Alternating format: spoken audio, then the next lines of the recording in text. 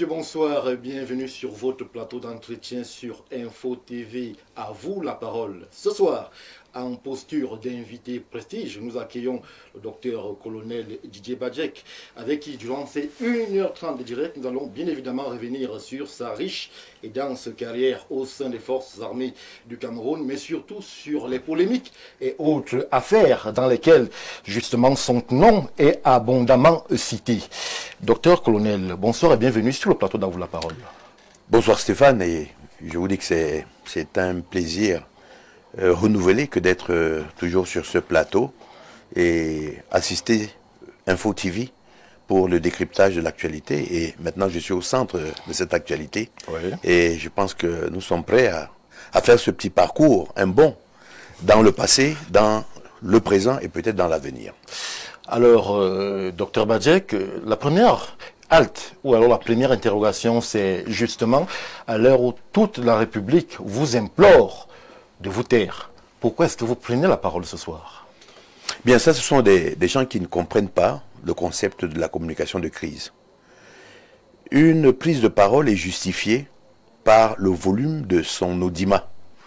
Vous ne pouvez pas faire que la rumeur domine aujourd'hui la parole à près de 85% d'audimat et qu'une personne est clouée au pilori et que vous demandez à cette personne de se taire. Ça ne peut pas être possible. Alors, j'ai même entendu certaines personnes dire qu'il fallait qu'il y ait un débat contradictoire depuis que l'on me salit, depuis l'étranger. Est-ce qu'il y a eu une contradiction possible? Non, il y a des gens qui ont la pensée unique et qui la reprochent à d'autres, mais qui peuvent gérer les lignes éditoriales comme ils l'entendent. Ils peuvent salir un homme de mon âge, 65 ans, 5 fois grand-père, marié avec des enfants. Alors je trouve qu'aujourd'hui, il faudrait mettre une halte à cela. Nous avons suffisamment ici au Cameroun encaissé ce genre de situation qui ne reflète pas, n'est-ce pas, d'une communication, je veux dire, sérieuse. Oui. Il faut être capable de pouvoir dominer. Avec peut-être une agence qui est liée à la communication, à l'information, et que, par la suite, certains détails de ce genre puissent être avérés, vérifiés, et qu'on puisse les mettre à disposition du public. Donc Didier Badjek n'a aucune intention de se taire? Non, je ne me tais pas aujourd'hui. Je ne me tais pas aujourd'hui, pas pour ceux qui me calomnient. Oui. Non, ce n'est pas pour eux que j'accepte cette émission. J'accepte cette émission d'abord pour mon épouse, pour mes enfants, pour les membres de mon église Saint-Esprit d'Envolier, pour tous mes followers et des millions de spectateurs qui aiment ce que je fais. Vous savez, il y a une balance aujourd'hui. Est-ce qu'il a fait, est-ce qu'il n'a pas fait? Mais au rang de mes amis, il est sûr qu'ils savent que rien n'a été fait. Aujourd'hui, il s'agit de combattre une délation, donner la part de vérité. Pourquoi est-ce que c'est à moi que ça arrive? Il y a une situation, un contexte, et on va fixer le contexte. Et on va voir comment est-ce que ça s'est dégradé. Malheureusement, moi, je ne suis pas né de la dernière pluie. Alors, docteur Badjek, vous n'êtes pas né de la dernière pluie, mais vous êtes quand même né quelque part. Le grand public connaît bien évidemment le militaire, mais très peu connaissent l'homme. C'est vrai que à l'introduction, vous avez donné quelques bribes justement de qui est Didier Badjek. Est-ce qu'on peut encore en savoir plus? Parce que ça saute aux yeux que vous avez un phénotype qui est assez particulier. Qui est Didier Badjek? Bien, je suis né le 5 avril 1961, là. J'ai 65 ans bien sonné. Et que j'ai passé une petite partie de mon enfance au Congo-Brazzaville. Et nous sommes arrivés ici en 1972. Oui. Et que comme jeune enfant, j'avais également des préférences. J'avais une vision de mon avenir. Et que j'ai eu la chance, moi tout petit, de rêver d'être pilote. Et je suis peut-être l'une des rares personnes à avoir rêvé de faire quelque chose dès l'âge de 6 ans et d'être arrivé à faire ce métier. Je dois dire que nous avons eu beaucoup de difficultés dans cette intégration. Même dans l'intégration de l'armée de l'air aujourd'hui, ça n'a pas été facile. Et je pense que j'ai pu faire face. J'ai fait une formation de pilote au départ. je suis rentré. La chance aussi que j'ai eue, c'est que je n'ai jamais travaillé au niveau que mon grade m'autorisait de travailler. Oui. Dès que je suis rentré, j'ai été immédiatement coopté après l'école militaire interarmée, dans le cadre de la promotion ouverture et démocratie. Eh bien, j'ai été coopté rapidement par des grands officiers de l'état-major. On a refusé systématiquement que j'aille à la base, continuer ma progression au niveau du pilotage. Eh bien, j'ai travaillé avec des gens comme le colonel Nono qui m'a beaucoup appris. Ensuite, le colonel Moyo, que je salue ici en passant. Oui. Le colonel Nono est vraiment mon père. Et par la suite, le général Yakana m'a pris.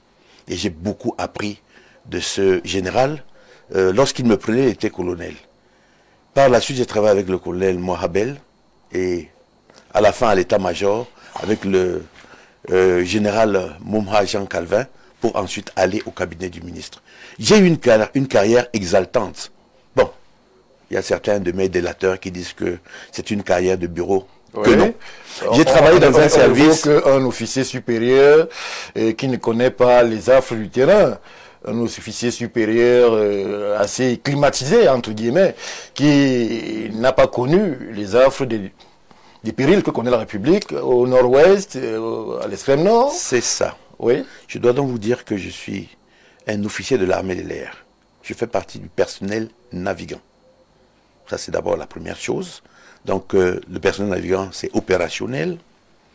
Je dois également vous dire, de manière très claire, que j'ai fait l'école de feu à Bakassi, avec le capitaine Koji, paix à son âme, qui est devenu général par la suite. Oui. Nous regardions les zones qui étaient justiciables de tir. Moi, j'étais responsable de tir air-sol et lui sol-sol. Je dois dire que j'ai encadré sur le plan de la communication toutes les guerres.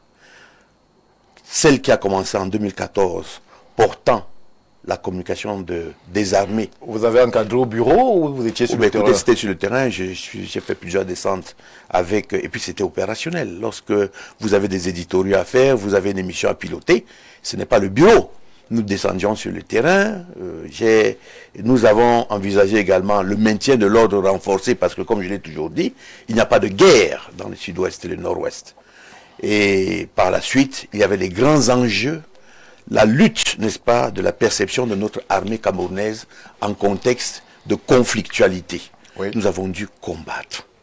Et c'était un combat qui n'était pas facile. Et je dois dire, pour votre information, que je suis officier de l'ordre de la valeur et j'ai pu également obtenir, n'est-ce pas, la plus grande distinction militaire, n'est-ce pas, pour un officier, ce qui est la croix de la valeur militaire.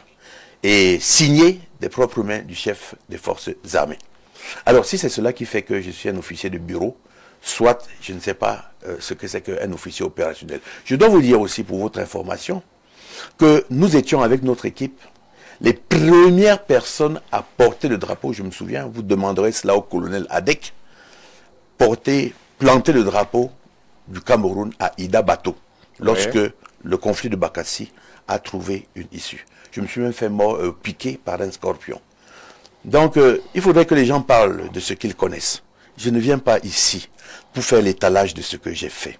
J'ai servi mon pays avec honneur et fidélité, avec un engagement à nul autre pareil. Et je dois vous dire que pendant toute ma carrière, de élève officier, sorti de l'école militaire interarmes, dans le cadre de la promotion ouverture et démocratie, qui est l'une des meilleures promotions de l'école militaire interarmes, où j'étais 3e de la promotion, j'ai reçu mes épaulettes du feu ministre Amadou Ali. Je dois vous dire qu'il faudrait comprendre une chose qui est fondamentale. Nous avons donné de notre vie. Nous avons vu des morts. Je vous invite à appeler M. Allega ou alors Grégoire Diamaïla. Nous avons été pris une fois dans une embuscade à Kumba. Si je n'étais pas là, ils mourraient tous. Ils vous diront comment je me bats quand je suis sur le terrain. Alors, toutes les sirènes que vous écoutez, des gens qui n'ont aucune consistance, qui viennent vous raconter les choses de l'armée, arrêtons un peu. Parlons des vraies choses. Laissons les gens dans leur poulailler et parlons des choses savantes de l'armée camerounaise. Et je dois vous dire que l'armée camerounaise, nous allons construire cette épopée de cette armée parce que je suis en train d'écrire dessus. Alors, docteur Badjek, vous évoquez justement l'armée camerounaise. Il y a un épisode aussi sur lequel abondamment vous êtes revenu et qu'on souhaiterait que vous reportiez à la mémoire de ceux qui nous regardent, c'est les réformes. Puisque de façon millimétrée, ce sont ces réformes-là, votre perception de ces réformes-là qui vous valent, entre guillemets, cette saillie médiatique, des réformes justement portées par le chef des armées Paul Biya. Est-ce que vous pensez aujourd'hui que ces réformes-là ont été salvatrices pour l'armée du Cameroun et que justement la perception autour de l'armée a changé grâce à ces réformes? Déjà, je vais vous dire que je parle des questions de défense avec autorité. Mon mémoire, ma thèse doctorale porte sur l'architecture de paix et de sécurité en Afrique face aux menaces asymétriques, une démarche constructiviste. Et j'ai eu ce doctorat avec une mention très honorable. Je connais les armées africaines, je connais les armées camerounaises, oui. L'armée camerounaise. Et je dois vous dire que cette réforme est venue à temps.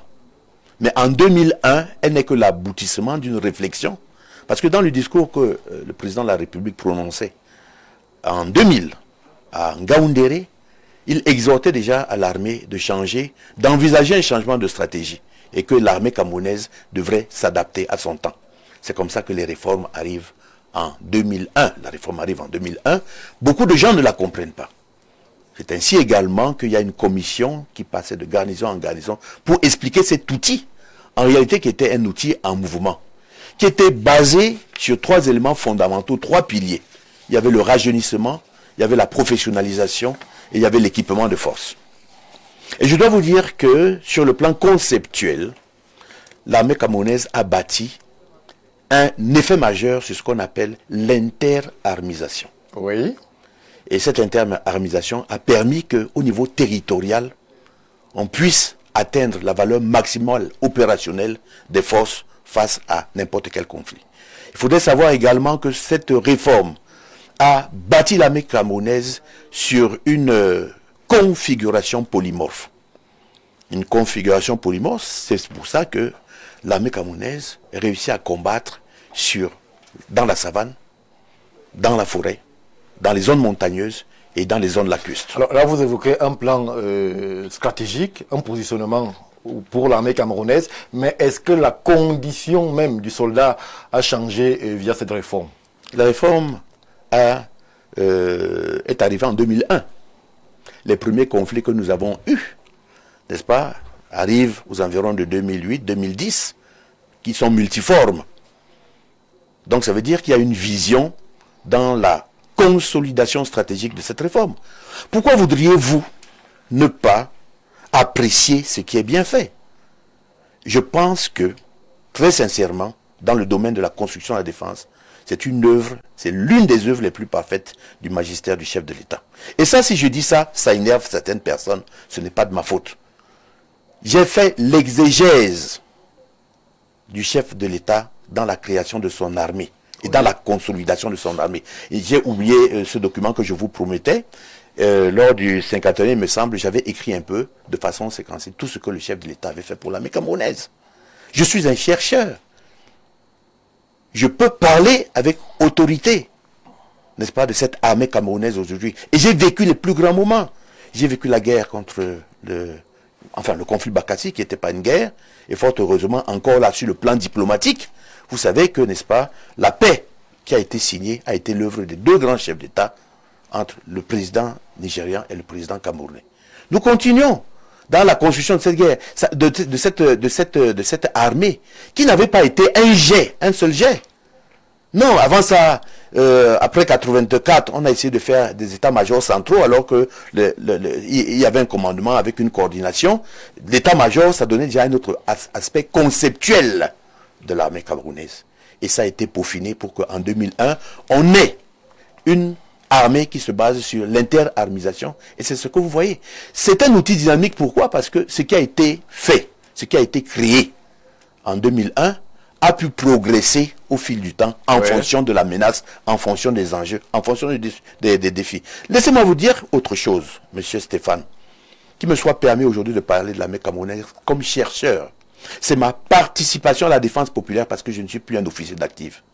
Alors que certaines personnes puissent avoir le courage de ne pas être complexé quand je parle de quelque chose que je connais. Parce que des fois, on me dit, pour qui? Ah, est-ce qu'il veut revenir chef de division de communication? C'est fini. Je suis le directeur général d'une entreprise, d'un cabinet de prospective sécuritaire. Et vous savez très bien que ce cabinet est prolixe. Je viens de créer le RCB, le référentiel chrysogène de Badjek. Alors que quand on me laisse je parle aujourd'hui, ce n'est plus pour moi. C'est pour la postérité, c'est pour les cadets. Je n'ai aucune velléité d'obtenir quoi que ce soit lorsque je parle de mes frères d'armes et je parle de la défense camerounaise. Alors, mon colonel, je me permets donc de revenir à ce qui pourrait ressembler au début de vos malheurs, avec cette prise de parole assez forte et qui, s'entend dire, voulait repréciser la position qui est celle de l'armée dans un environnement politique assez bouillant comme le nôtre. Vous avez, à force d'arguments, réitéré que la place de l'armée n'est pas dans la bataille politique. Est-ce que vous réitérez ces propos, vous les confirmez? Est-ce que, ou alors, votre perception, eu égard à l'atmosphère politique qui est la nôtre, a évolué ou alors peut-être changé? Cela n'a pas changé, Stéphane. Ça n'a pas changé du tout, pour la simple et unique raison que le contexte est évolutif beaucoup plus, n'est-ce pas, dans la chrysogénèse. Oui. Aujourd'hui, nous avons une valeur de crise à 7,75 sur une échelle de 10. Pourquoi? Parce qu'il y a des petits arguments et des artifices de ce genre qui polluent la vie sociopolitique et économique. Aujourd'hui, nous avons introduit également des domaines qui sont particuliers, qui sont la psychologie collective et également la posture institutionnelle face aux enjeux et défis. Vous avez une armée qui doit être apolitique. Pour quelle raison? Elle devrait être capable de pouvoir jouer son rôle régalien qui consiste en la défense de l'intégrité territoriale d'une part pour les forces spécialisées et d'autre part la défense, n'est-ce pas, des personnes et de leurs biens pour les forces de sécurité. Ces missions n'ont pas changé. Lorsque vous demandez déjà à une armée aujourd'hui qui devrait être apolitique, neutre par rapport à ce kaléidoscope, eh bien, vous lui demandez de prendre parti vers un camp ou vers l'autre et à mener des affrontements qui seront forcément armés. Cessons de dessiner le diable. Lorsque je le dis, j'étais invité ici sur ce plateau. Oui. Je suis expert, n'est-ce pas, sur les questions de défense. La première chose que je constate, je vois un monsieur qui a une tenue militaire et qui a des propos qui ne sont pas adaptés. Le capitaine Foudou. C'est vous qui l'appelez capitaine. Il n'est plus capitaine? Le décret le dit. D'accord? Il y a un décret. C'est un décret qu'il conteste, docteur Badjek. Il conteste, il peut le contester. Oui. Il peut le contester. Je vais vous le lire si vous voulez. Allez-y. Alors, c'est le décret numéro 2026-234 du 25 juin 2026 qui porte révocation d'un officier. Et l'individu a perdu son grade. Et je le vois en tenue militaire. On me pose une question qui est neutre. Je ne le connais ni d'Adam ni d'Ève. Il est capitaine, je ne sais pas quand, en quelle année j'ai été capitaine. C'est en 1998.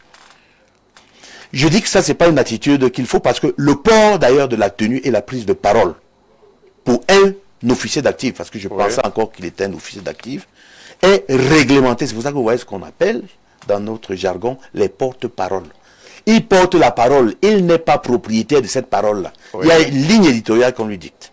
C'est comme ça que cela se passe dans toutes les armées. Tout de suite, j'ai vu des gens qui se sont arrêtés au niveau tactique, qui viennent me faire des leçons, n'est-ce pas, de discipline générale. Vous nous dites que ce monsieur, le capitaine, ou alors monsieur Foudou, si vous lui enlevez le grade de capitaine, il n'a aucune raison, ou alors aucune justification à arborer la tenue de l'armée du Cameroun. Tout à fait. Lorsqu'il s'exprime depuis un moment. C'est son tort. Mais le décret dit que, je vais vous dire, pour moi qui suis colonel à la retraite, le port de la tenue est absolument réglementé. Si je veux me présenter en tenue militaire, je devrais faire une demande au ministre. justifier que je veux porter cette tenue militaire et je ne peux la porter que sur autorisation expresse du ministre délégué à la présidence chargé de la défense. Écoutez, la discipline est la force principale des armées, il faut la respecter. Vous comprenez? Oui. Moi qui ai la liberté d'expression aujourd'hui parce que j'ai épuisé la réserve mobilisable. J'ai passé 3 ans, je ne pouvais pas m'exprimer sur des affaires avec ma libre expression. Monsieur Stéphane, même jusque-là, j'ai un devoir de réserve. Parce que j'ai été colonel dans l'armée camerounaise, il me revient d'avoir du recul par rapport à certaines questions qui relèvent, n'est-ce pas, de la sûreté de l'État et de la sécurité, que je ne devrais pas publier au grand public Oui. en faisant valoir, n'est-ce pas, le bénéfice de mes anciennes prérogatives. C'est ce que j'ai déconseillé. Et je pense que je l'ai dit dans un ton pédagogique. Bon, ça devrait s'arrêter là. Mais tout de suite, il y a une réponse. Et les réponses qui ont été dites, comme vous les appelez, ce sont les influenceurs. Des influenceurs, même pas du niveau tactique, des gens qui ne sont même pas militaires, qui ont commencé à apporter des... Et c'est comme ça que cette histoire s'est enflammée. Mais, monsieur Stéphane, je suis consultant chez vous, je ne suis pas consultant. Tout à fait. Mais si je suis consultant, permettez-moi de vous donner des éléments qui sont fondamentaux, qui ne se trouvent pas dans le secret des défenses. C'est le règlement de discipline générale qu'un militaire devrait observer. Voyez-vous? Oui. Et je l'ai dit de manière claire. Et c'est ce qui m'a valu tous ces problèmes. Et le jeune homme m'a dit qu'il n'avait pas de leçon de recevoir de moi. Mais je veux souvent lui dire que... La question de votre probité, docteur Adjek. Non, ça me fait de la peine, parce que c'est quelqu'un que j'ai eu le dernier jour de sa formation à l'école militaire interarmes, où j'ai fait un cours de communication. Ça me fait très mal. Vous l'avez eu? Mais bien sûr, il était de cette Foudou? promotion. Ben, c'est la promotion de Monsieur Gros et tout ça. Oui. Voilà. Et j'ai entretenu justement ce discours avec ces enfants. Je leur ai dit, chers enfants, chers cadets, parce que ce sont mes enfants. Ce sont mes enfants. Et Foudou, c'est un enfant. Je leur ai dit que l'armée était délicate. Apparemment, l'enfant qui n'a pas de leçon à recevoir de vous. Eh bien, je vais respecter cela. Vous savez que les enfants sont forts aujourd'hui. Qu'est-ce que vous voulez que je fasse d'autre? Mais qu'il me soit permis quand même d'exercer mon travail de consultant. Oui.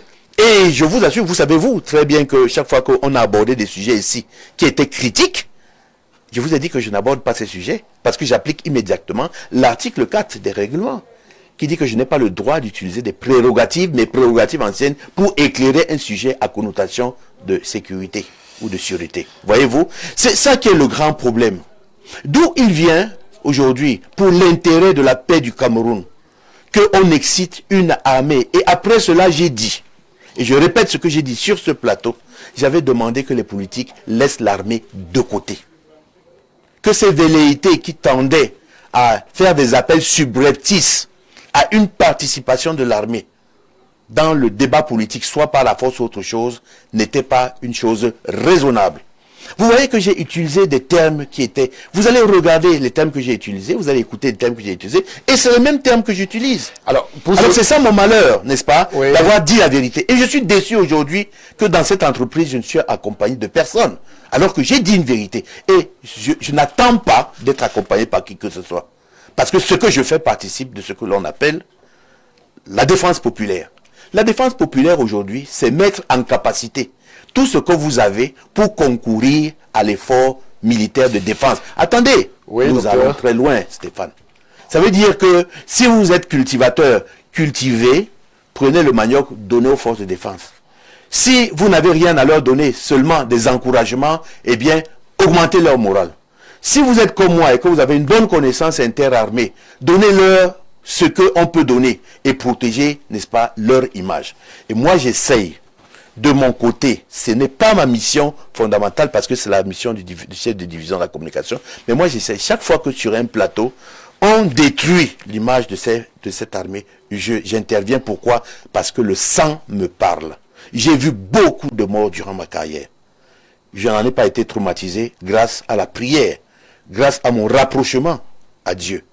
Mais ces militaires, je voudrais qu'il y ait un minimum de respect pour ce qu'ils font et ce qu'ils ont fait pour la nation, Stéphane. la patrie reconnaissante. La patrie reconnaissante, mais pas peut-être pour Effoudou, qui pour vous n'est plus capitaine et il n'a donc aucune raison de mettre la tenue lorsqu'il s'exprime. Ce qu'il dira l'engagera. Sur les médias. Ce qu'il dira l'engagera. Oui. Je ne peux pas le museler. S'il pense qu'il a libre conscience, parce que s'il est libéré maintenant, il peut parler. Maintenant, c'est le contenu de ce qu'il va dire qui sera délicat. Il faudrait qu'il sache que il n'a pas le droit, il peut parler, mais il n'a pas le droit de tout dire. C'est ça qui est la nuance avec quelqu'un qui n'a plus de compte à rendre. Parce que où il est là, il a une responsabilité. Nous avons une responsabilité tous. Nous sommes liés. C'est un citoyen lambda. Oui, avec un statut particulier, puisque... Non, il n'a pas un citoyen lambda, n'a pas à la citoyenneté. Puisqu'il dit qu'il est en exil, il est en exil. Non, il n'est pas en exil. Qu'est-ce quelle est sa situation? Non, il n'est pas en exil. Il a traîné plusieurs problèmes derrière lui. Oui. Je pense qu'il est douloureux d'en parler tout le temps, mais on me force aujourd'hui à dire la vérité dessus. Il est en situation irrégulière et ils sont partis, lui et celle qui nous amène ici aujourd'hui, sont de connivence et ils sont partis alors qu'ils ont, n'est-ce pas, des procès de droit commun qui sont derrière eux. On va y arriver. On va y arriver, docteur. On fait un flashback dans le passé, puisque vous avez évoqué un aspect éminemment lié à votre personne et même à votre légende, cette division de la communication au MINDEF. Alors, pour mémoire, est-ce qu'on peut savoir à quel moment est-ce que vous arrivez et quelle était l'étendue, mais surtout l'ampleur des responsabilités qui étaient les vôtres au niveau de cette division de la communication des forces armées au Cameroun? J'arrive à la division de la communication à la faveur d'un décret présidentiel en 2013. Oui. Je ne voudrais pas avoir à parler de cette division de la communication parce que j'ai du respect pour la personne qui occupe le poste de chef de division de la communication. Vous comprenez dans quelques minutes pourquoi est-ce que oui, je ne voudrais pas faire de comparaison. Oui. Vous comprenez? Je ne voudrais pas faire de comparaison parce que je sais que ce genre de comparaison risque de prêter encore à beaucoup de polémiques. À confusion. Oui, je ne veux pas, je ne suis pas venu, je suis venu ici avec un ton apaisant. Je suis venu ici pour expliquer. Je suis venu ici pour ne pas expliquer aux influenceurs. Ils ne m'intéressent pas. Demain, je leur demande de recommencer à m'insulter. D'accord? Je suis venu ici pour un autre Audima. Ceux qui ont confiance en moi et ceux qui ont toujours vu et qui ont toujours aimé ce que j'ai fait. Ma famille qui est restée quelque peu indécise, c'est normal, ce sont des hommes. C'est pour eux que je parle aujourd'hui. Pour vous, mes amis, pour les journalistes, pour rétablir la vérité. Parce que je suis un homme de vérité et je suis un homme public. Ne me dites pas que je ne devrais pas être ici. Vous n'avez rien compris de la communication de crise. Alors, docteur Badjek, moi, je voudrais qu'on mette en lumière ce parcours-là, puisque c'est durant ce séjour à la division de la communication que vous avez fait des rencontres. Et une particulière va nous intéresser ce soir, c'est celle qui vous lie à cette dame qui aujourd'hui prend la parole ici et là pour vous accuser. L'accusation est grave, on parle de viol. Mais avant d'y arriver, est-ce qu'on peut savoir comment est-ce que vous l'accueillez?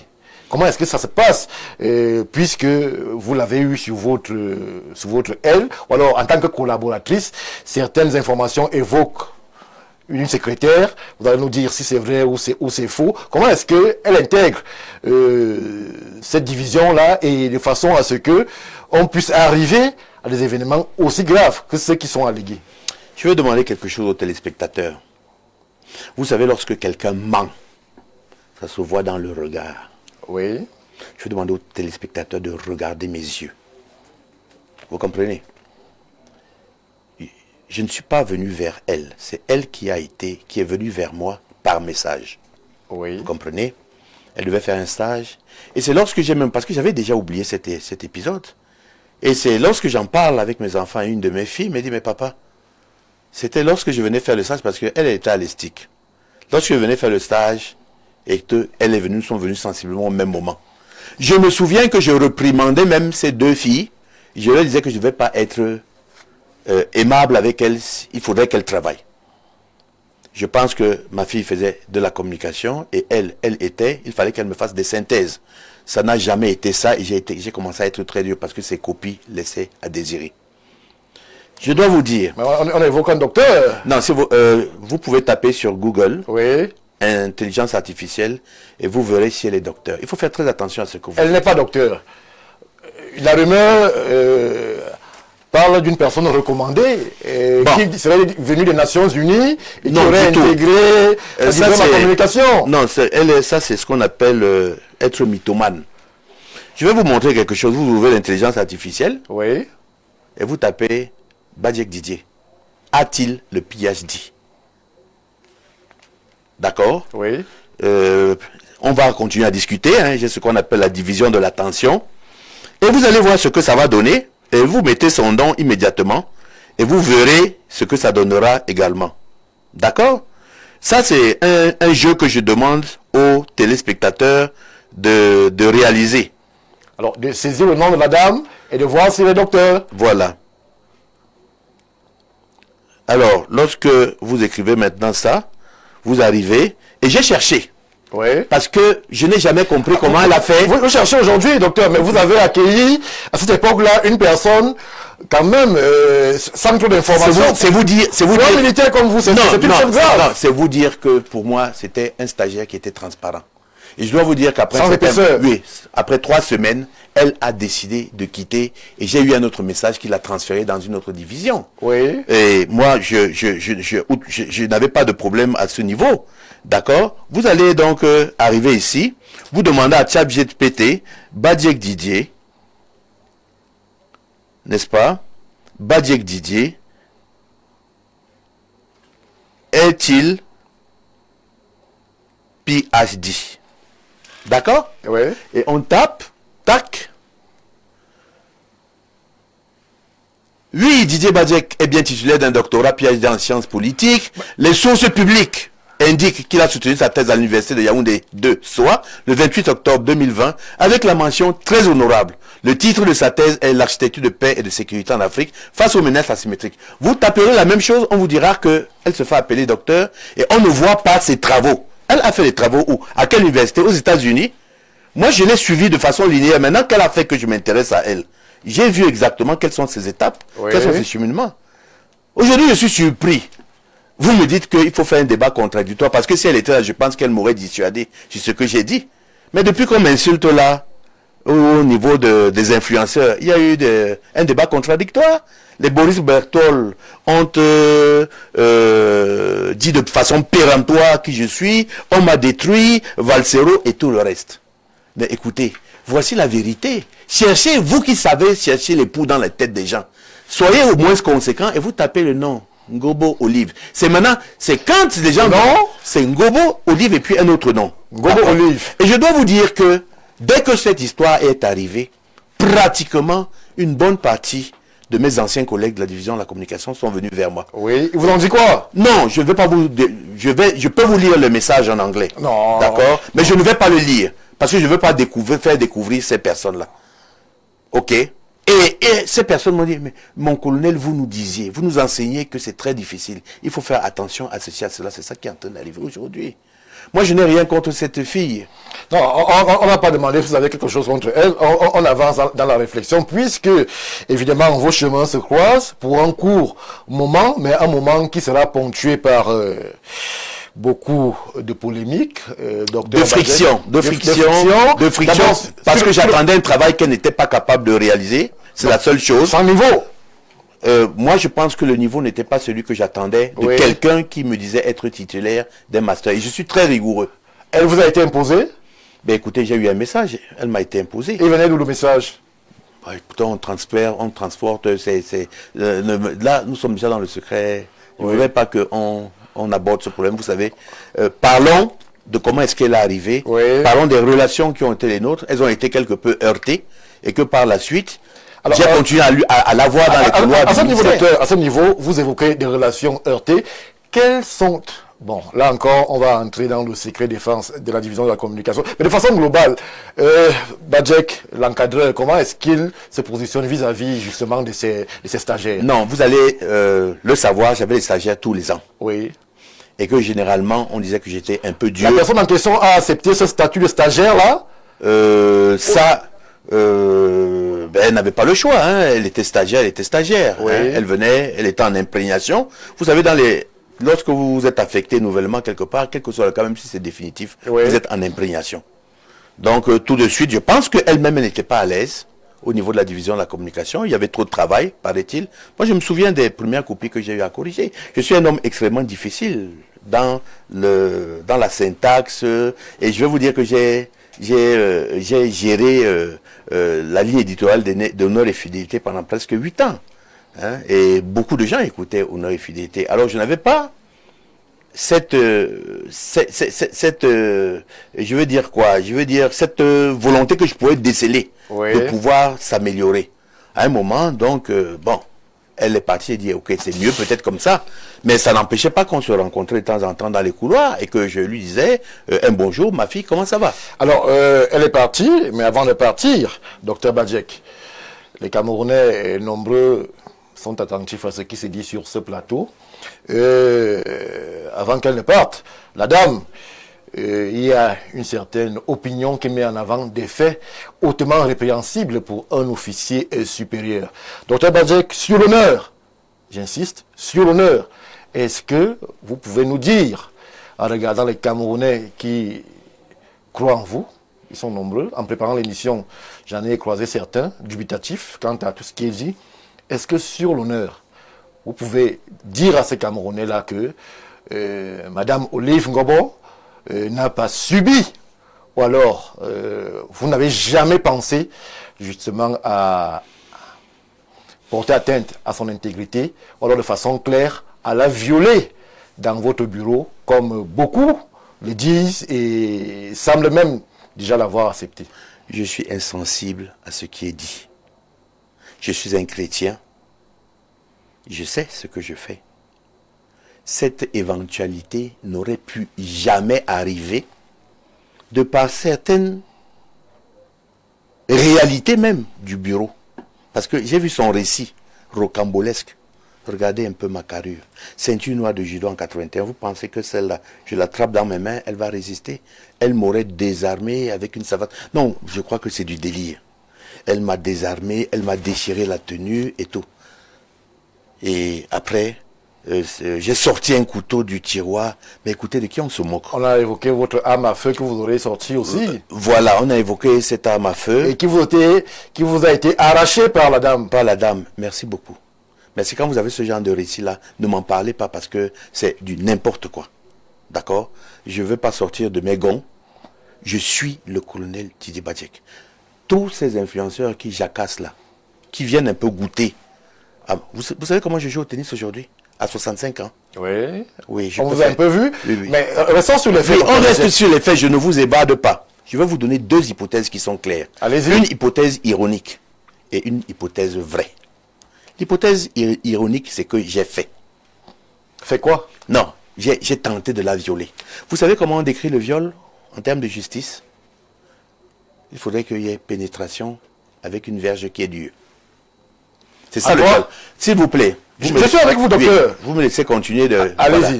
Ça, c'est la première chose. Sur le plan du droit, ça n'existe pas.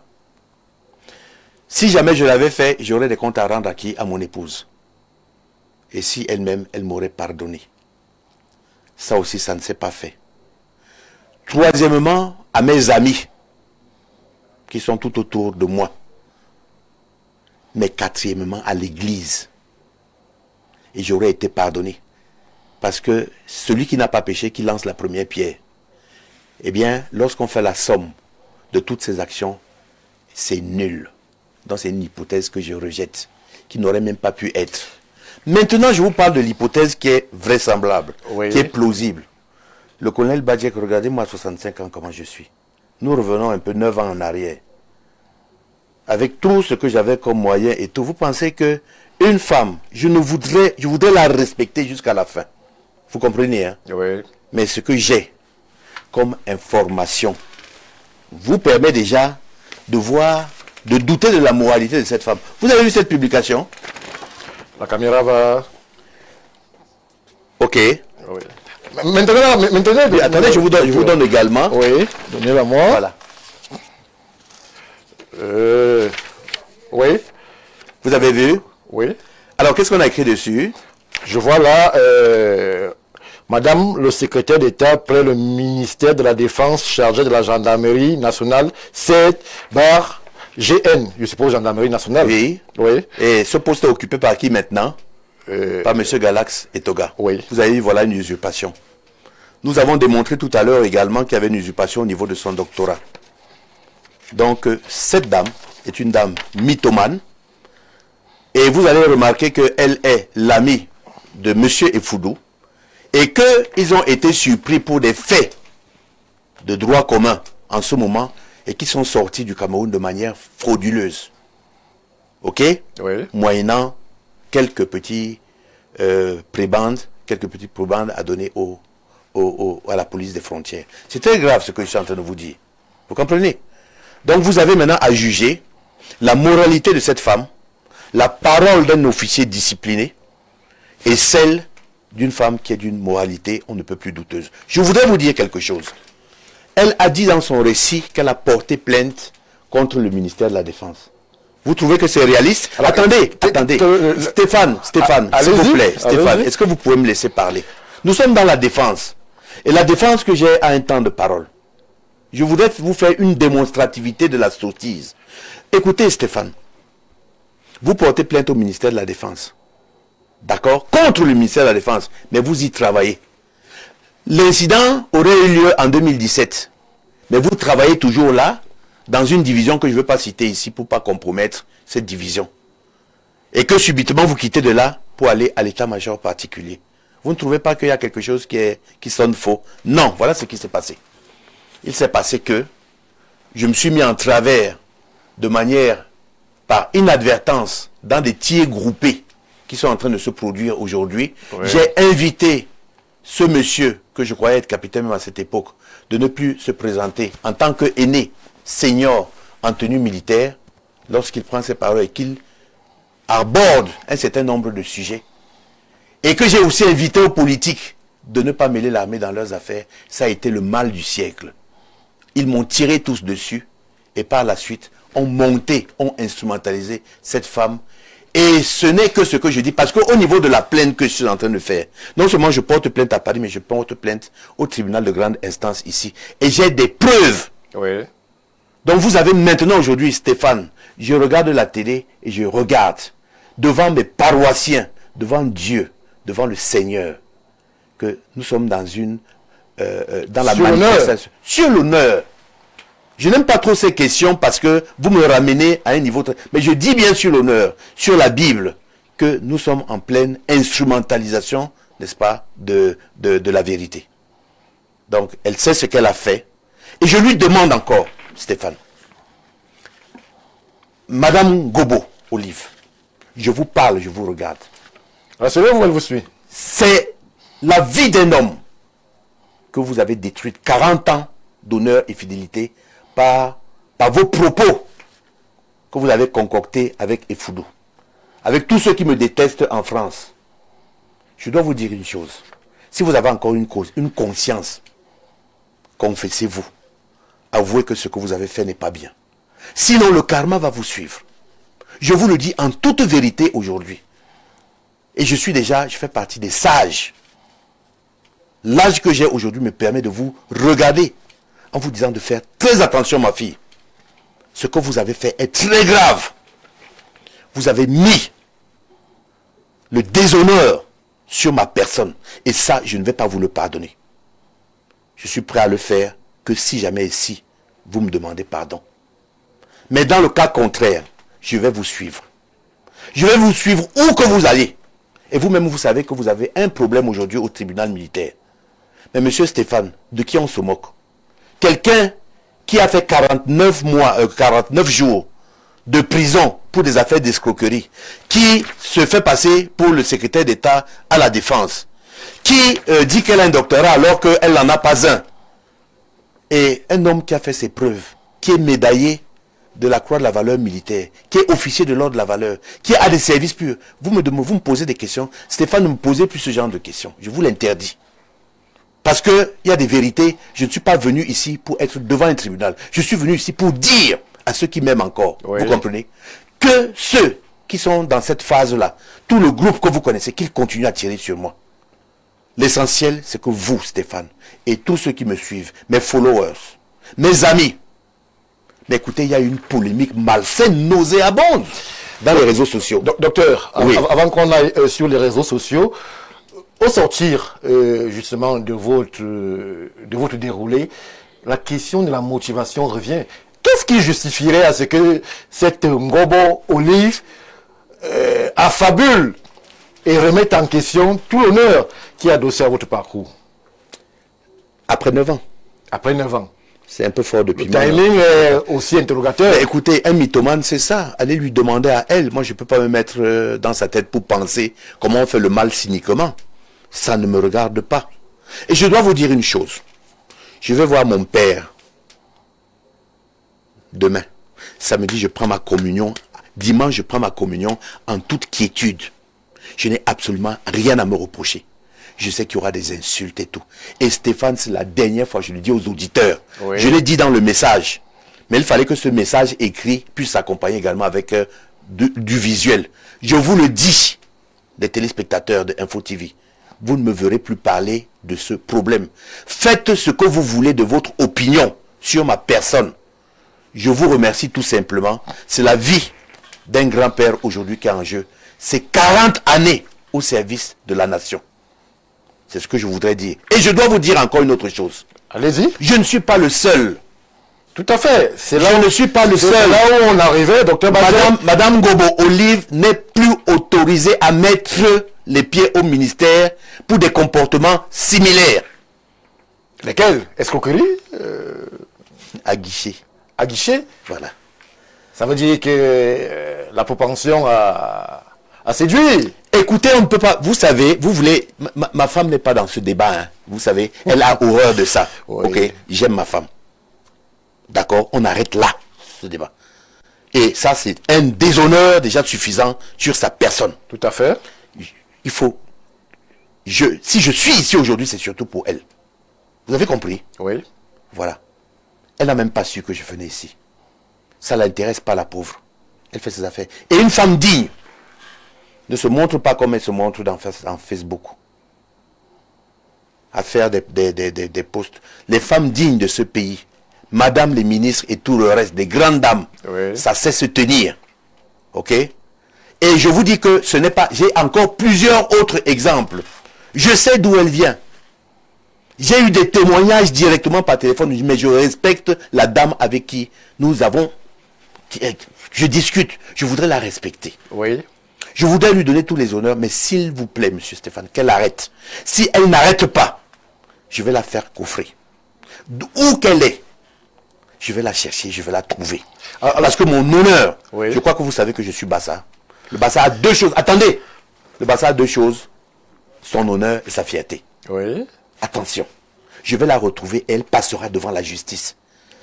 Elle connaît quel droit. Vous avez déjà vu une intention, on dit tentative de viol. Vous n'avez pas de blessure, vous n'avez rien, vous n'avez pas de certificat médical. Vous dites que vous avez déchiré la tenue d'un homme. Moi, colonel Badjek, ceinture noire de judo. Mais vous ne trouvez pas que c'est de la mythologie? Arrêtons sur cette question, parlons d'autre chose. À ce niveau, docteur, puisqu'il Oui. faut vraiment parler d'autre chose, il y a... Je ne sais pas ce qui se passe, et peut-être les experts en communication nous diront de quoi est-ce qu'il s'agit. C'est une épidémie contre les hauts responsables de la République. C'est à chaque jour son buzz, entre guillemets, contre un haut commis de l'État. Où est-ce que nous allons? Lorsqu'il n'y a plus de référent, lorsqu'on peut insulter tous les responsables de la République avec parfois des propos et des motivations peu louables, docteur Badjek. Il faudrait que ça s'arrête, vous savez. Je n'ai jamais dit que aujourd'hui nous sommes dans les meilleures des conditions de management public. Je n'ai jamais dit ça. Oui. Tout est à continuer, à manager, n'est-ce pas, dans un esprit suffisamment assis, qui peut mettre la vision stratégique au départ. Pour que je parle maintenant de manière constructive, parce que voici le sujet sur lequel je voudrais qu'on arrive. Le problème de Ngobo Olive, pour moi, c'est terminé. Vous allez la voir réécrire, comme elle en a, docteur Olive, qu'elle le fasse demain. Mais moi, je ne lui parle plus. Nous avons rendez-vous maintenant avec la justice. Si ces deux personnes, je leur donne ce conseil. Je donne ce conseil à ces deux personnes. Lesquelles? Je suis chrétien. Je suis prêt à leur pardonner. Que ce soit le petit et Foudou. que ce soit Olive, qui doit avoir l'âge de ma fille, une de mes filles. Ils se tiennent tranquilles. Je vais porter ma croix comme chrétien, parce qu'on m'a appris à pardonner. Et je vais pardonner. Je vais les laisser vers leur destin. Mais s'ils continuent, je vous assure, je vais mettre derrière ces personnes-là et ils vont rentrer pour faire face à la justice. Une justice dure pour les faits qu'ils ont commis. Je ne me mets pas en travers de ce que M. Effoudou dit. Il peut réciter tout ce qu'il dit. C'est aux gens qu'il implique dans des coups foireux. Ça le regarde de répondre. Je ne suis pas là pour ça. Mais vous dites, Jean, docteur, mais il s'agit quand même de hautes personnalités de la République qui sont... Mais ils ont, écoutez, assaillis, non, je ne suis pas investi. Je ne suis pas investi d'un pouvoir de protéger ces personnes, sinon que sur le plan de vue, n'est-ce pas, de l'orthodoxie de la prise de parole, des canons de la communication. Je regrette que cela se passe comme ça. Et cela se passe comme ça parce que, eh bien, vous savez dans quoi on range ce genre d'activité? On appelle ça de la cybercriminalité. C'est écrit dans mon post. Cette cybercriminalité est applicable en France. Vous ne pouvez pas voir en France un internaute insulter le président Macron, insulter les ministres n'importe comment. Il y a une différence entre l'insulte et la proposition de la critique. Je serai la dernière personne à refuser que la critique existe dans le débat public. Oui. Il faudrait que ce débat, n'est-ce pas, puisse avoir cette coloration multiple. Mais avoir quand même la correction de ne pas constamment insulter notre pays. Regardez jusqu'où nous sommes arrivés. Quelle image avons-nous aujourd'hui? Un officier supérieur a violé une fille. Tel ministre était nu. On parle de pistache ici. On parle de Jésus là-bas. Elle-même, c'est le thème qu'elle a utilisé. Vous voyez, ça veut dire que vous savez un peu de quelle boue elle arrive. Moi, je ne vais pas rentrer dans la boue de ceux-là que vous connaissez. Qu'ils restent bien dans la boue. Ils nagent. Moi, pour que je nage, il faut que je nage en eau claire. Et je sais nager. Vous comprenez? Il faut que je garde. Aujourd'hui, c'est la dernière fois que j'arrive à expliquer. Mais je suis obligé d'expliquer parce que l'audimat que j'ai, les téléspectateurs qui sont devant moi aujourd'hui, il faudrait qu'ils comprennent. Et il y a beaucoup de confusion. Il y a beaucoup de confusion. Il faudrait que ces gens puissent écouter un langage. Et c'est pour ça que j'essaye de m'exprimer de la manière la plus simple possible. Et dire aux téléspectateurs que voilà ce qui arrive. Et ce que nous sommes en train de faire, nous sommes en train de détruire notre pays, Stéphane. Quand il y a des gens de ce genre-là, dès qu'on parle, écoutez, vous pouvez ne pas aimer le président de la République. Ne serait-ce que son âge. Essayez de le respecter. Vous ne pouvez pas ne pas aimer tel ministre ou bien tel autre. Attaquez-le sur son action. Ce n'est pas d'insulter, on injure et tout. La société est en train de se déliter. Après, vous vous étonnez qu'il y a des échecs aux examens, les jeunes font n'importe quoi, ils fument. Mais l'exemple vient de chez nous. L'exemple vient de chez nous. Mais vous avez une façon de vivre aujourd'hui qui est publiée. Vous avez des enfants, ils appellent ça quoi, les nudes. Oui. Et c'est ce qui se passe. Il y en a beaucoup en ce moment. Ben, il y en a beaucoup en ce moment. Et il aurait fallu peut-être que le colonel Badiek rentre dans ce genre de choses. Mais ça aurait été la catastrophe. Alors là, ce serait la choucroute. La choucroute pour mes délateurs. Non, Stéphane. Qu'est-ce que j'ai fait? Écoutez, Stéphane, qu'est-ce que j'ai fait à Boris Berthold? Qu'est-ce que j'ai fait à celui-là qu'on appelle Zogo? Il est commissaire, j'ai jamais été commissaire de ma vie. Il est resté à son niveau tactique où il est là. Moi, je suis à un niveau stratégique. Il est toujours en train de me chercher les poux. Mais viens me nouer les lacets de la chaussure, je crois que tu n'es même pas à la hauteur. Des gens qui parlent au colonel Badiek, pardon, quand même. Non, soyons sérieux. Soyons sérieux, que les gens puissent respecter les autres. Moi, je les respecte dans leur manière de prendre la parole. Mais il faudrait que cette parole-là soit respectueuse des autorités. Vous avez compris? Je reviens encore pour vous dire que il y a une chose, nous avons tous été interpellés tout à l'heure où Zogo disait que il fallait que le débat soit contradictoire. Depuis que Palmer fait ses interviews-là, le débat est contradictoire. Vous avez vu, voilà des gens, n'est-ce pas, qui ont une vision qui est tout à fait uniforme. Ils peuvent faire des choses. Ils peuvent insulter au Cameroun. Mais ils ne savent pas qu'ils sont en train de dégrader notre notation souveraine. Le Cameroun est la risée aujourd'hui de l'Afrique. Et moi, j'interpelle les autorités. Il faudrait que ça cesse. N'oubliez pas qu'on revienne dessus. Il faudrait que les autorités sévissent. Il faudrait qu'il y ait du filtre désormais dans l'utilisation des réseaux sociaux. Pour ma part même, il faudrait interdire, n'est-ce pas, les réseaux sociaux aux enfants jusqu'à 18 ans. On y revient, docteur Badjek. On va, pour ce qui est des prochaines secondes, des prochaines minutes, accueillir sur ce plateau Nadège Yougeng, puisque elle fait un monitoring sur nos différentes plateformes. Docteur, vous savez de quoi je parle. Elle va être là pour la rubrique dédiée aux questions des internautes. On prend la transition et on revient tout de suite après.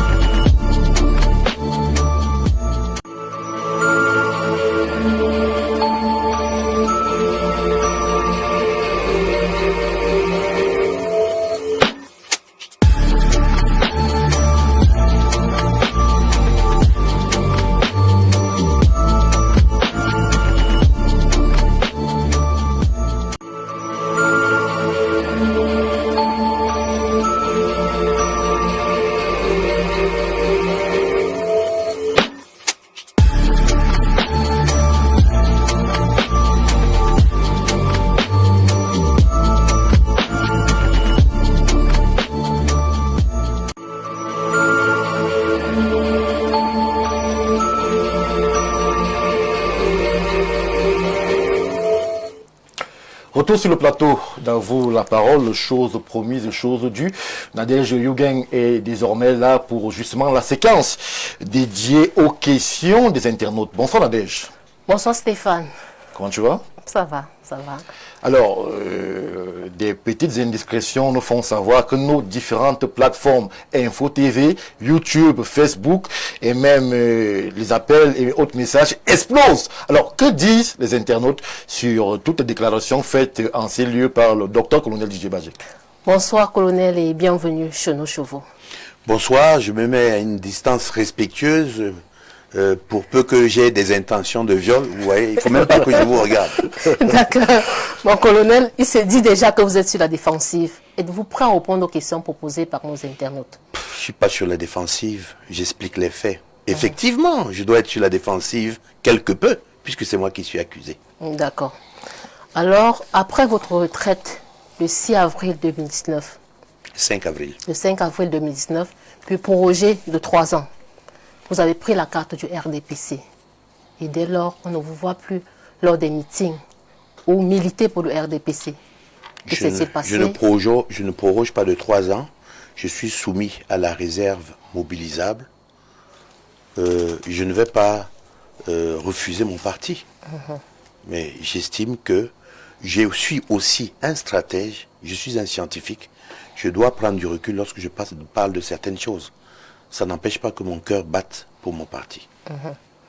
Alors, mon colonel, la question revient. Il se dit que vous avez violé une dame dans votre bureau. Moi, Et vous a même déchiré les habits. Que Moi, s'est-il réellement passé, mon colonel? Moi, je dis, je ne sais pas ce qui s'est passé, puisqu'il ne s'est rien passé. Pourquoi vous voulez que j'invente ce qui s'est passé? Comment est-ce qu'elle aurait fait pour arriver à mon niveau? Je ne sais pas quelle relation j'aurais pu avoir avec elle.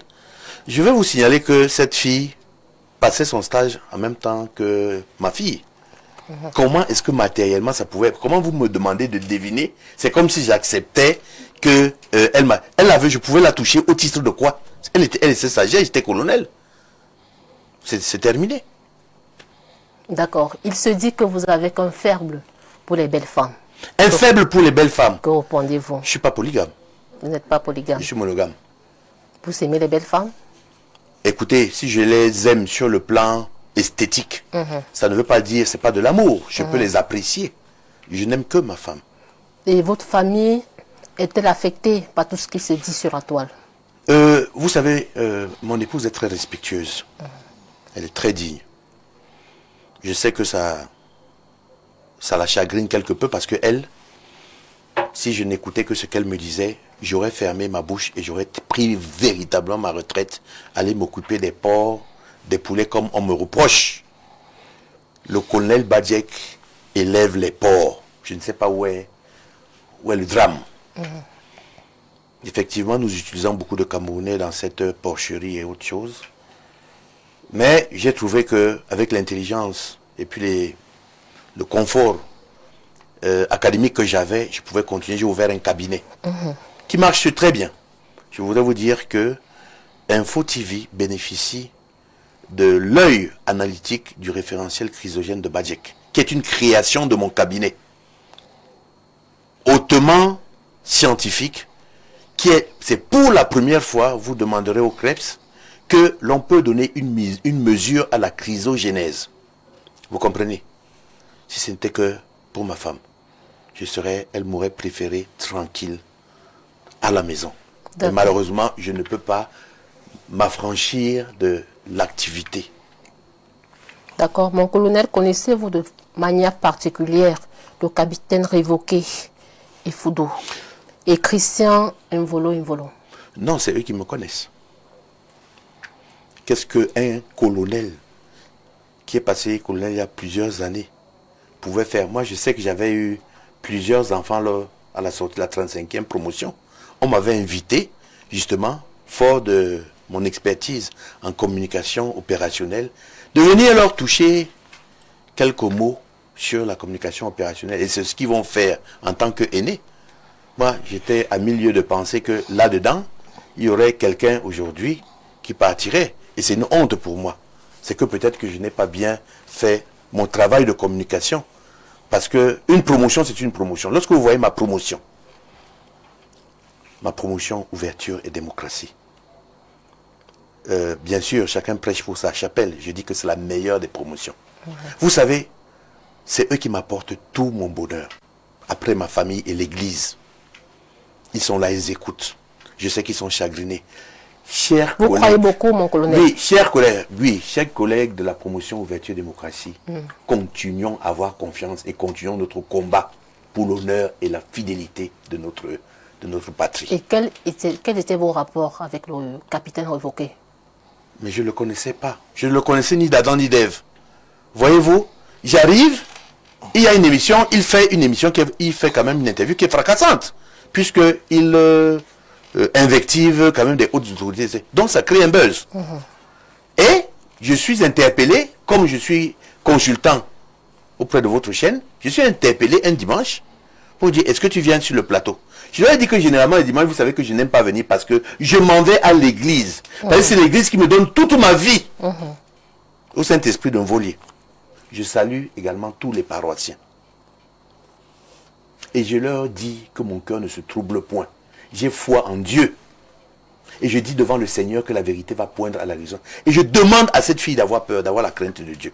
Docteur, justement, quels étaient vos rapports avec qui? Avec le docteur Olive. Je ne peux pas l'appeler docteur, elle n'est pas docteur. s'il vous plaît. Vous avez fait les recherches? Avec Olive Ngobo, c'est quoi Ngobo? Ngobo. Olive Quel rapport Ngobo. vous vouliez que j'ai de particulier avec Rien. une stagiaire? Et docteur, accepterez-vous une confrontation? Je ne vais pas dans la basse-cour. Je suis Non. un aviateur, je vais en haut. Confrontation pour faire quoi? Pour avoir quelle vérité? Donc vous discutez encore de mon honneur et de la vérité que je voudrais qu'on apprenne. Je demande à tous ceux qui disent que c'est vrai, continuez, chers amis. D'accord. J'ai ma conscience devant mon Seigneur, j'ai ma conscience devant mes amis qui me croient. Et j'arrête ce sujet-là, ne me posez plus des questions sur est-ce qu'il y a eu ceci, est-ce qu'il y a eu cela. Ça commence à m'horripiler. Voilà ce que je vais vous répondre. Docteur, vous êtes là pour répondre aux questions des Non, internautes. non, mais non, ne revenez pas de façon rhétorique sur des questions qui sont les questions des m'embêtent. internautes. Non, ce sont les questions des internautes. Mettez ça entre parenthèses. Chez nous, les mathématiciens, on dit mettez ça en facteur. Vous mettez dans toutes les questions et vous les épuisez. Qu'on en finisse. Je ne suis pas venu ici jouer au clown. Je suis venu ici répondre à certaines velléités agressives contre mon honneur. Vous avez compris? Je ne vais pas être là comme à l'école primaire. Est-ce que vous avez violé? C'est Est-ce ce que que vous vous êtes n'avez en pas train de violé? le faire. Oui, je suis en train de le faire de la manière la plus gentille. Et je vous remercie de toute votre gentillesse. Encore que ce genre de compliment risque de m'entraîner encore vers le viol. Donc j'ai très peur. Je regarde de ce côté. Avez-vous des ambitions politiques? On tourne la page. Oui, je Avez-vous regarde. des ambitions Stéphane, je politiques? vous regarde, je préfère. Non, ne regardez pas. Ah oui, ça risque d'être quelque chose. Hein, ce que certaines personnes qu'on connaît. Ah oui, ça. Bon, écoutez, je regarde la caméra. Voilà. Docteur, avez-vous des ambitions politiques? Écoutez, je ne sais pas pourquoi est-ce que je n'en aurais pas. J'ai un CV qui est suffisamment important. Je ne peux pas dire aujourd'hui que si jamais on fait appel à moi, je vais cracher dessus. Non. J'ai du management. Peut-être que pour votre information, vous ne le savez pas, mais j'ai un master en management public de l'UBO, Université de Bretagne occidentale. J'ai un master également en relations internationales et en stratégie. J'ai un master en droit fondamental. J'ai un master en communication et j'ai un PhD. Alors, c'est avec En ça. sciences politiques. En sciences politiques. Alors, c'est avec ça, je ne peux pas faire l'objet d'un choix. Je ne sais pas, mais ce n'est pas une fin en soi pour moi. Pour moi, c'est être capable de pouvoir analyser l'actualité et la remettre, n'est-ce pas, à ceux qui sont en collaboration avec moi sur le plan des protocoles commerciaux. Docteur, vous êtes docteur justement en sciences politiques. Enseignez-vous à l'université après votre retraite? Non, je donne des cours, j'ai des modules que je donne, par exemple, sur la politique de défense comparée à l'IRIC. J'ai des cours également de géopolitique. Je tiens l'école de guerre sur le plan de la communication opérationnelle qui est particulière. C'est un module qui est assez important parce qu'il devrait s'accoutumer à la planification, n'est-ce pas, c'est-à-dire à la conduite d'une opération, et également à l'école internationale des forces de sécurité. Et pour vous dire que j'enseigne que très peu les gens du niveau tactique, mais mes étudiants, c'est les commandants, c'est les colonels. D'accord. Alors, ça vous dirait de devenir bombok dans votre village pour sortir? Merci. Enfin, on revient à des sentiments qui sont intéressants. Je vais vous dire que je suis théoriquement l'héritier d'une bombok. Et que mon père, qui est mon père spirituel dans la tradition, est un bombok. Et que je n'ai pas envie de convoquer ses ancêtres. Et je redemande encore une fois à ses enfants de prendre la bonne voie. Ça peut être possible. Il faudrait que Efudou sache qu'il peut recommencer sa vie partout. Rien n'est perdu. Il faudrait aussi que Ngobo, c'est ça? Ouais. Ngobo, Olive Ngobo. Olive Ngobo, qu'elle sache aussi qu'elle peut recommencer sa vie plus sereinement, n'est-ce pas, sans accuser de façon fallacieuse des personnes. Et je peux leur donner la bénédiction du Bobo. Docteur Djidje Badjek, merci d'avoir répondu. Je vous en prie, madame. C'était un plaisir. Internautes. Merci. Merci Nadège d'avoir relayé le million de messages qui est retranscrit sur nos différentes plateformes. N'hésitez pas à réagir puisque le docteur Badjek nous fait l'honneur, mais surtout l'amitié, de répondre à vos différentes sollicitations. On essaiera le moment venu d'en sélectionner une ou deux pour qu'il puisse répondre. On va dire merci à Nadège Yougang et lui souhaiter surtout un très bon week-end. Bon week-end et à vendredi. On prend le break. Je n'ai pas eu de geste déplacé. Pas du tout.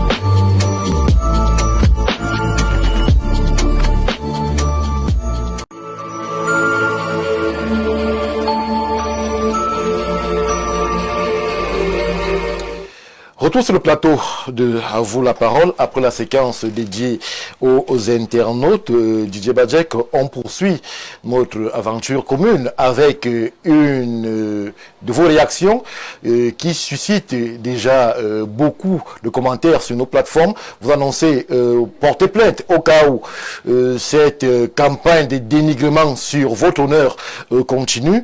Vous annoncez porter plainte en France. Qu'attendez-vous de la justice française? La plainte est déjà pratiquement, elle est déjà en route, oui. Mais je peux me désister. J'attends de la justice française qu'elle applique les lois qui sont applicables sur le territoire français. J'attends de la France que par le procureur de Paris, oui, qui a une vocation internationale, que certaines affaires puissent être jugées, que le Cameroun n'est pas un pays, n'est-ce pas, un demi-pays. Vous ne pouvez pas parler de ce pays avec autant de facilité dans son dénigrement. Alors que je respecte les diversités, oui, idéologiques, les diversités de la parole publique. Mais ce qu'on demande, on demande que ces choses soient faites avec une certaine élégance. Lorsque vous voyez des gens qui se disent être des journalistes et qui n'arrivent pas à respecter les canons du journalisme, l'orthodoxie de l'interview, et se disent grands journalistes, on pose des questions à géométrie variable, tendancieuses ici. On ne fait plus de l'information, on ne fait plus de l'investigation, mais on fait de la communication. Tous les journalistes que j'ai vus jusqu'aujourd'hui font de la communication. J'interpelle RFI. Est-ce que RFI est au courant que malgré les dispositions de la loi, RFI utilise un monsieur qui passe le clair de son temps à faire de la cybercriminalité? La radio du monde, une radio que j'aime bien écouter. Quel monsieur? Suivez mon regard. Non, moi je ne suis pas votre regard. Vous avez des frères, Dr Badjek. J'y point un Mingano. Qu'est-ce qu'il fait? Il fait de la cybercriminalité. Oui, vous ne savez pas qu'il en fait? C'est vrai que... Quand il insulte le colonel Badjek, il dit qu'il ne sait pas faire ceci, il m'appelle Badjek. Il m'appelle Badjek au titre de quoi? On a élevé les cochons ensemble, quoi.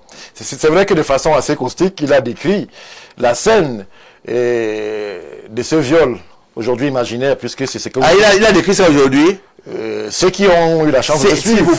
S'il vous plaît, oui, gardez-vous de me dire ce que comment vous les appelez, comment? Les lanceurs d'alerte, et qui d'autres encore là? Comment vous les appelez? Influenceurs. Je ne veux plus entendre parler de ces messieurs. Moi, je vais vous dire que je vais couper même YouTube.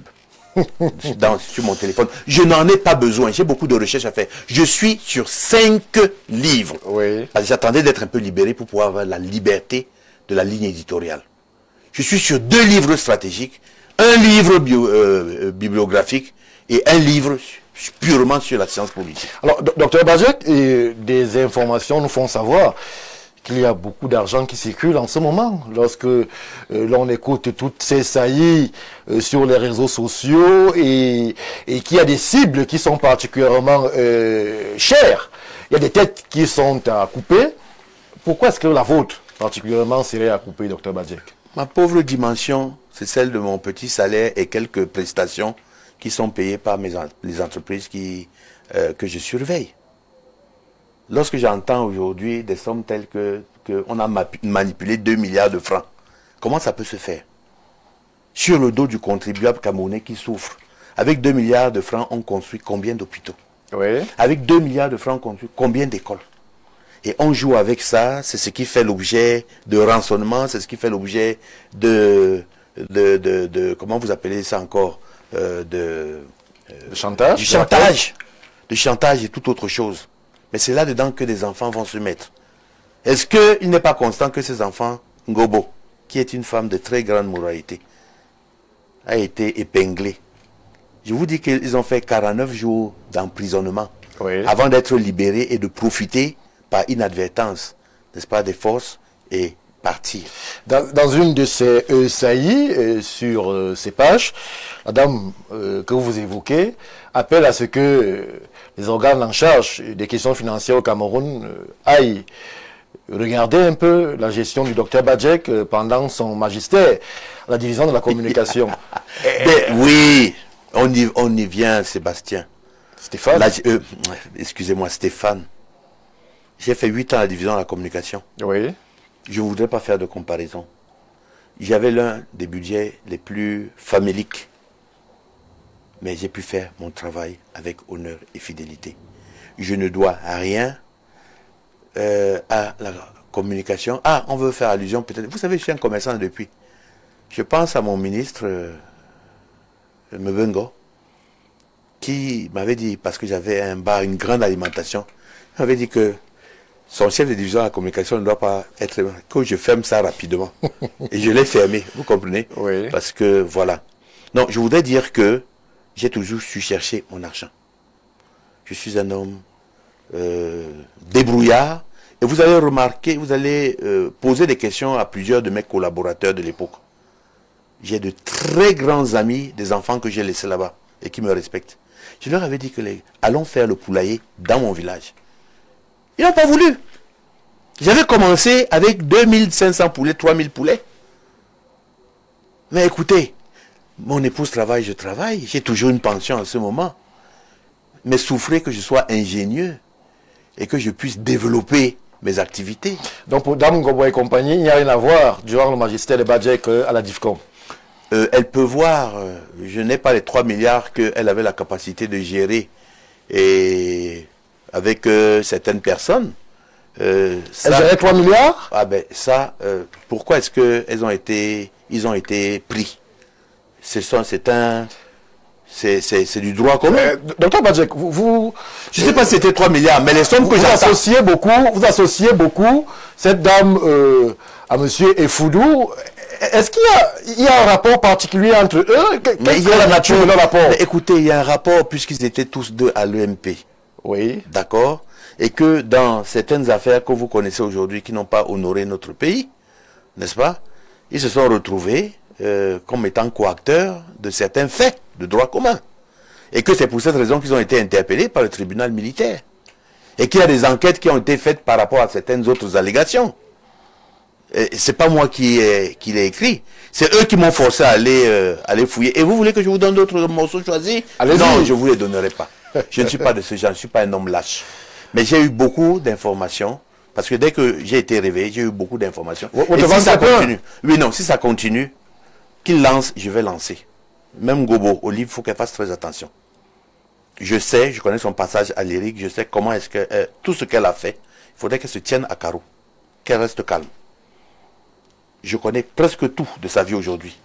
Ok? Et vous comprenez bien que si jamais ça avait été une relation, c'est avant que j'aurais connu les choses de sa vie. Aujourd'hui, je préfère en rester là, respecter cette dame, qu'elle me respecte aussi et qu'elle cesse de mentir sur mon nom, qu'elle prenne, si elle a vraiment du courage, pour qu'on soit de vrais amis, et prend le micro, ou elle prend le message et dit, je me suis trompé sur le colonel Badjek, tout cela participe de ma mythologie, je vais la laisser tranquille. Oui.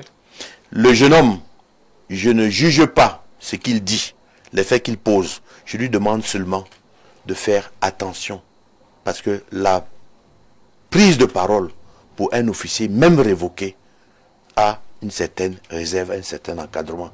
Maintenant, s'il veut faire comme il veut, ce n'est pas moi le ministre de la Défense, ce n'est pas moi le ministre de la Justice, ce n'est pas moi le tribunal militaire. Si on veut les libérer, qu'on les libère. Si on ne veut même plus les chercher, ce n'est pas à moi de le faire. Oui. Vous m'avez posé une question en tant que stratège, je vous ai donné l'ordre du droit, du règlement de discipline générale. Et je m'arrête là. Maintenant, si ça éclabousse certains, et que certains ne sont pas contents, ça c'est exactement leur problème. Moi, j'ai fait mon travail de consultant. Je ne suis pas venu ici pour manger la bouche, je dis la vérité. Vous avez compris, oui. monsieur Stéphane? Je dis la vérité. Et c'est pour ça que je suis payé. Dire la vérité. Dire la vérité.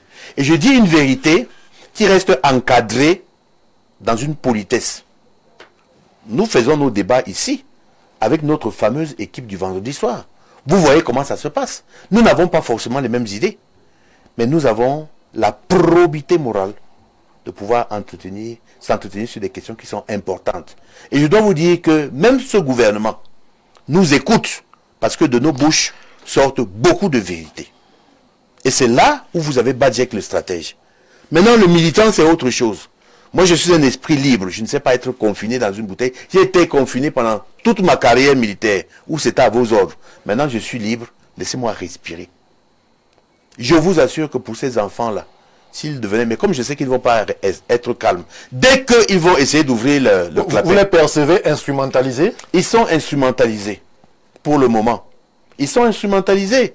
Vous ne pouvez pas faire toutes ces révélations. C'est vrai que les révélations arrivent au lendemain de la notification de la révocation du capitaine. Je peux comprendre qu'il a été quelque peu frustré, agacé et tout. Je peux comprendre ça. Mais, jeune homme, il y a un temps pour accepter votre destin aujourd'hui. Il y a un temps pour le supporter, pour le digérer. Arrêtez là où vous êtes arrivé. Mais je sais qu'il ne le fera pas. Et je lui concède le droit de sa parole et les conséquences qui peuvent en découler. Ce n'est pas à moi de les prendre. Comprenez-le bien. Moi, j'ai une parole libre parce que j'ai entendu quelqu'un dire que mais comment vous avez la parole libre et le capitaine n'a pas. Ce n'est pas ce que j'ai dit. J'ai dit ceci, monsieur Stéphane.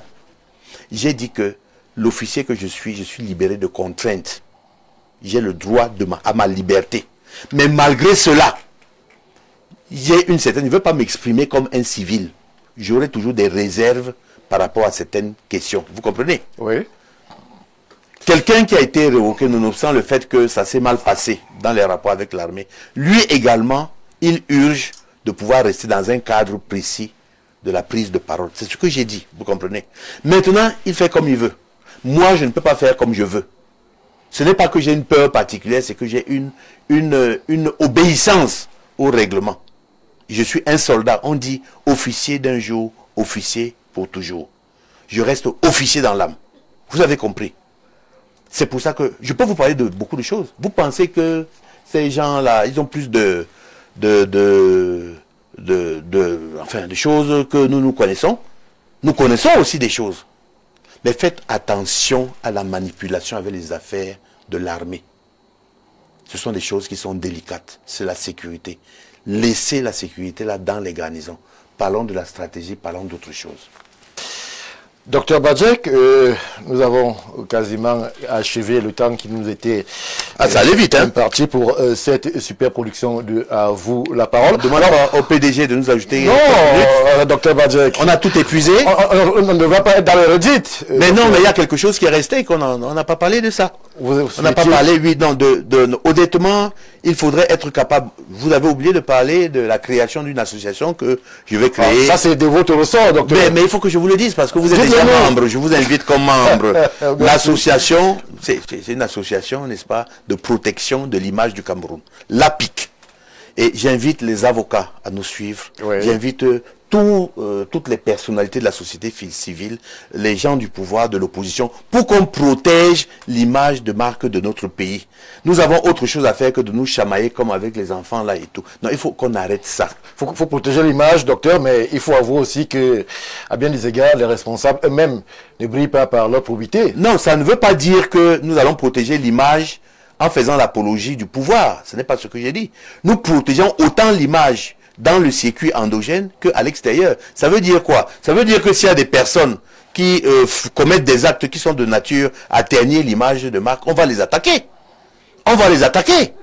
Hein? Quand vous volez les biens de l'État et que, non, on va aider à vous attaquer, on va se constituer en partie civile. Oui. C'est ce que ça veut dire. Mais si jamais vous êtes de l'extérieur et vous attaquez le Cameroun, vous allez nous trouver devant vous. Voilà. Donc la PIC, nous sommes en train de monter les statuts.